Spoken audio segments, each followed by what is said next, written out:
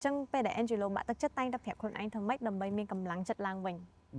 សម្រាប់ដែលខ្ញុំពេលដែលខ្ញុំបាក់ទឹកចិត្តហ៎បង ពេលដែលខ្ញុំបាក់ទឹកចិត្តខ្ញុំមានអារម្មណ៍ថាខ្លួនឯងហត់ខ្ញុំក៏លែងមើលម៉ាក់ខ្ញុំក៏លែងមើលម៉ាក់ខ្ញុំទៅឃើញម៉ាក់ខ្ញុំថាជុំម៉ាក់គាត់លះបង់គ្រប់យ៉ាងដើម្បីកូន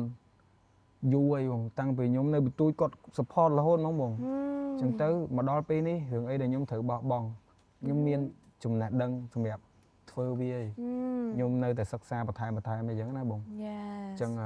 ខ្ញុំគាត់ថាខ្ញុំនឹងព្យាយាមទោះបីបាក់ទឹកចិត្តហៀលខ្លួនឯងខ្ញុំពេលខ្ញុំបាក់ទឹកចិត្តខ្ញុំអោបម៉ាក់ខ្ញុំនិយាយមួយម៉ាក់ថាម៉ាក់ខ្ញុំ stress អញ្ចឹងទៅក៏គាត់លើកទឹកចិត្តយើងថាកុំបោះបង់ម៉ាក់ខំប្រឹងលះបង់ដើម្បីកូនប៉ុណ្ណឹងដែរមិនត្រូវបោះបង់អញ្ចឹងទៅខ្ញុំក៏ហៀលខ្លួនឯងមកវិញទៅមុខទៀត